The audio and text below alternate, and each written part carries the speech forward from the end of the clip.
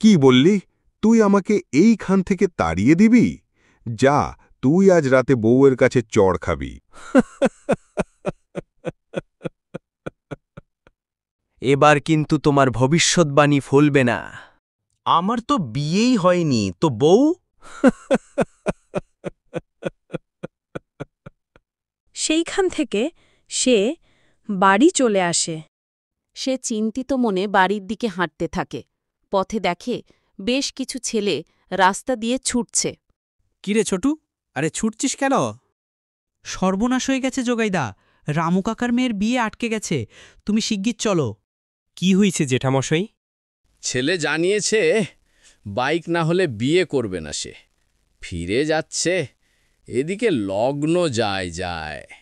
ওগো, উফ, আমার মেয়ে তো লগ্নভ্রষ্ট হবে গো। কিছু একটা করো তুমি। এত করে তো বোঝাচ্ছি। না বাবা, তুমি কিচ্ছু দেবে না। অয়ন দিয়ে আমি বিয়ে করব না। সত্যিই তো, বিয়ে না হলে তো লগ্নভ্রষ্টা হতে হবে। হ্যাঁ, তাই হব, কিন্তু এই বিয়ে আমি কিছুতেই করব না। কিন্তু এখন অন্য পাত্র কোথায় পাই বল? তোর তো একটা ভবিষ্যৎ আছে। বাবা, তুমি আমার মেয়েকে বিয়ে করে উদ্ধার করো, না হলে যে আমার মেয়েকে লগ্ন ভ্রষ্টা হতে হবে। জগাইয়ের মাথায় ঘুরতে থাকে তন্তু বুড়োর কথা। এবার কি তাকে বউয়ের হাতে চড় খেতে হবে? সে ঢোকে বাসর ঘরে। দেখো, আমাকে ভুল বুঝো না, মানে তোমাকে না করার ইচ্ছে আমার ছিল না।